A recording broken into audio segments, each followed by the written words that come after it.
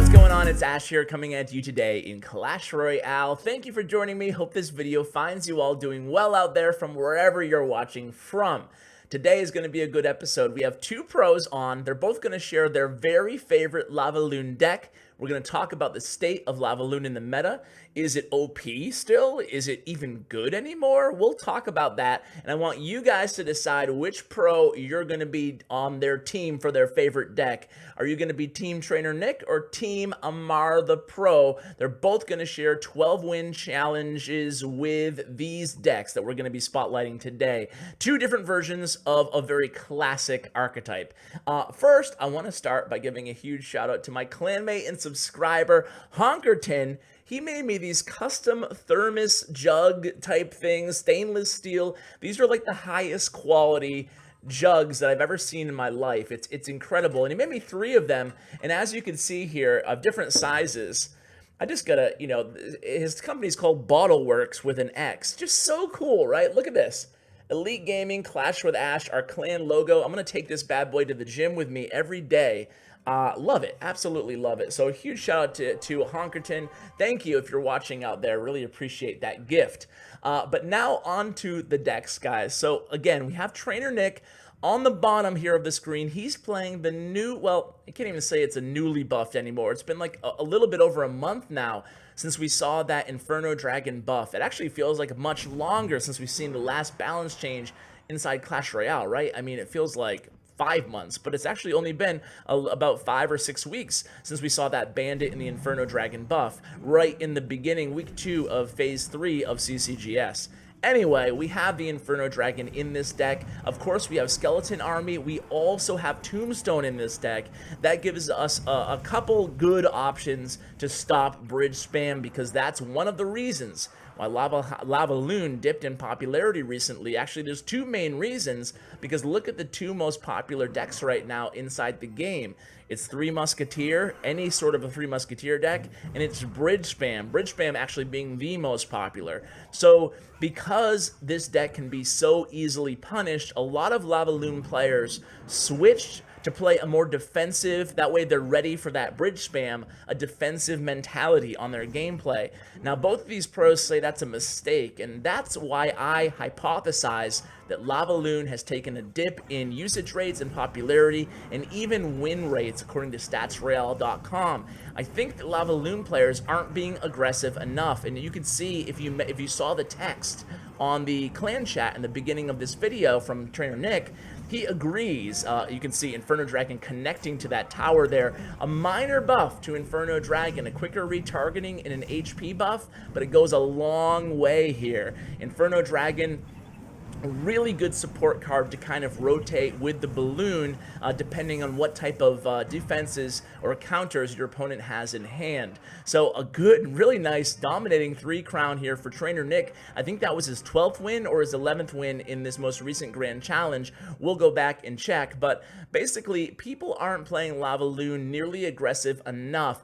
You're going to have to be creative with your balloon, not always use it just behind the Lava Hound. Use it when your opponent pumps up sometimes. That way, especially if they're playing a punish deck or 3 Musketeer deck, that way you can keep them on their toes. You're going to be the aggressor with a beatdown deck. It's not something we're necessarily used to, but that's how you kind of have to shift playing a deck when the meta changes. Against 3 Musketeer decks, of course, in Trainer Nick's deck, you have the Fireball Zap, which can take down 3 Musketeers for a positive elixir trade. You just have to be aware of that if they're playing 3 Musketeers like this situation right here. So this is a good, probably, example for our blueprint for you guys to use in case you go against 3 Musketeers with LavaLoon. Now, I would say these are the 2 best LavaLoon decks right now in the meta, so the opponent taking a little bit of a gamble there, using 3 Musketeers all on one side, kind of guessing that Nick had Lightning. He actually had Fireball Zap and was able to take them down for, again, a positive elixir trade. He has 1 minion because hanging on to life there, going to do the brunt of the damage on that right tower. And check it out.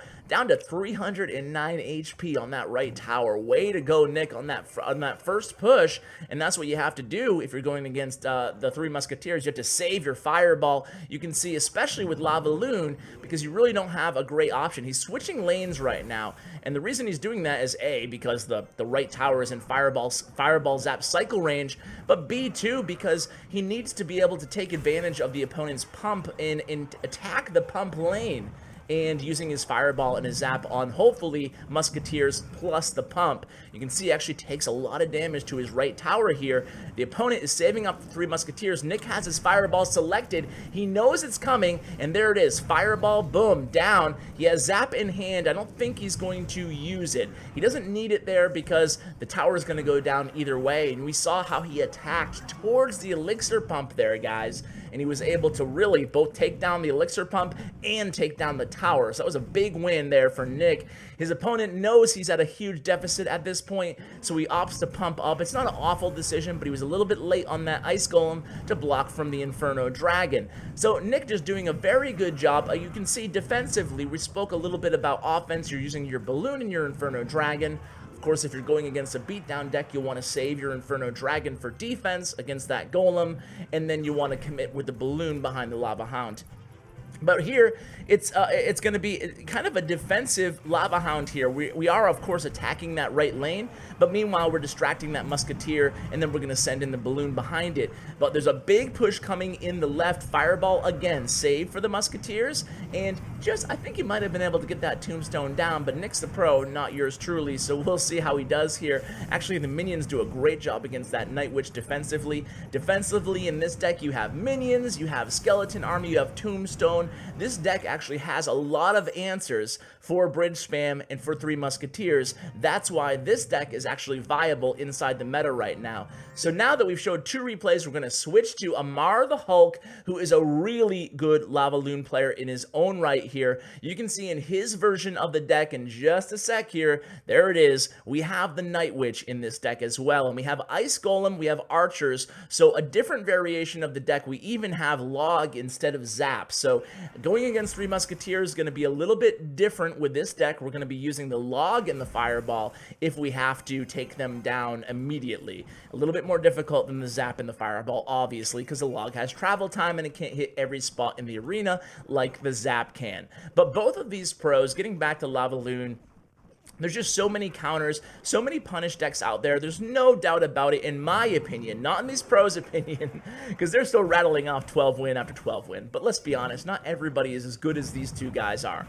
So they both say that LavaLoon is stronger than ever. That's a quote from Trainer Nick. He thinks that LavaLoon Inferno Dragon is the strongest deck in the game. No surprise that he says that, because he's always been a big LavaLoon player. He's reached #1 in the world on ladder on his sponsored account many, many times, and Amar also pushes with LavaLoon as well. There's no doubt about it that if you have a max cards, you can definitely hit top 10, top 5, top 1 in the world with LavaLoon if you're a good enough player, and you also get some good luck along the way.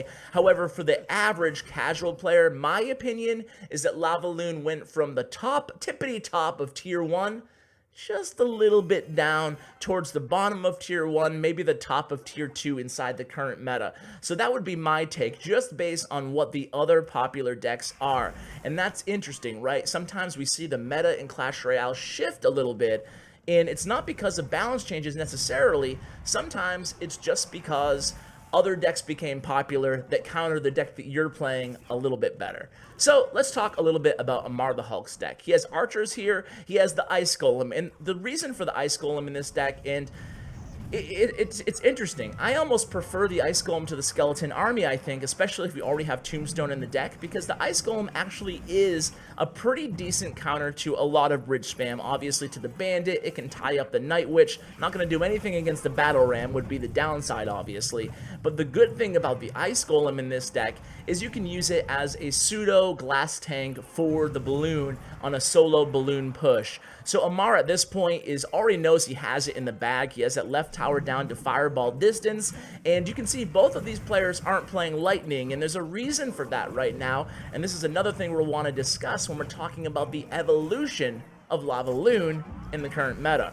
And that's because everybody, it seems, has an answer to lightning in their decks, right? Because lightning for a long time was like the lethal 1-2 punch with LavaLoon. And look at this BM fireball. Ooh, Amar, you are a bad, bad man, sir. But you can see in a BM log too. What a guy. Either way, he pulls out the victory. So what I was saying there is lightning is a little bit more dangerous. So if you're playing three Musketeer, if you're playing LavaLoon lightning right now and you're not having a lot of success, you might want to go ahead and switch to the Fireball Zap or Fireball Log combo. It's just a bit better, especially even because the reason is all the Three Musketeer players, the main reason that you're going to have lightning in your deck, it's not really the Inferno Tower anymore. It's really Three Musketeers. That's the reason you're carrying lightning, whereas before you were carrying lightning because everybody was running Inferno Tower. That's just not the case anymore. Inferno Tower, you can still use Zap, you can still use, you know, your Ice Golem if you want to distract it for a little bit. The problem now is that everybody who's playing Three Musketeers is playing Battle Ram. It's almost a prerequisite to play Three Musketeers is you need to have Battle Ram in your deck to act as that OP lightning rod. And I say OP and I mean OP.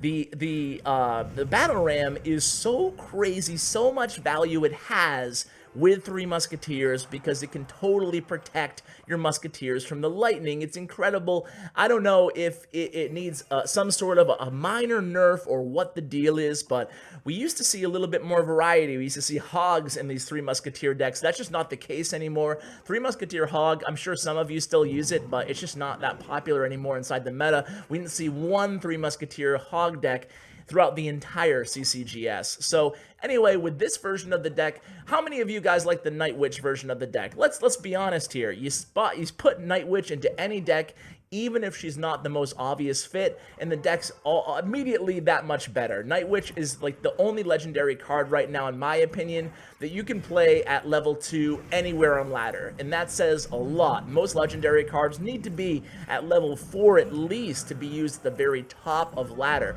So with Night Witch in this deck, you can really easily overwhelm your opponent. That's exactly what Amar did here. Guys, I want to know, is LavaLoon still tier 1 in the meta? Is it still OP? Is it even good anymore? I want to hear your thoughts. I also want to hear what pro you like better in terms of what deck they were using, Trainer Nick or AmarTheHulk. And before I let you guys go, another reminder that I do have some merch, guys. I have some tagline shirts. If you guys are interested, check out my shop. I'll have a link in the description below. Fun stuff, comfy stuff, nice hoodies. I'm a big fan. I like the one with just a little logo myself. I picked up a few of these. I'm waiting for them to be shipped over. So if you tweet me a picture of yourself and any of my swag, I'll be happy to give you a big shout out as well. So guys, speaking of shout outs, huge shout out to my YouTube partner, Bren Chong. Thank you for everything that you do, Bren. Really appreciate it. Guys, I really appreciate you guys watching till the very end. It means a lot. And as always, take care, guys.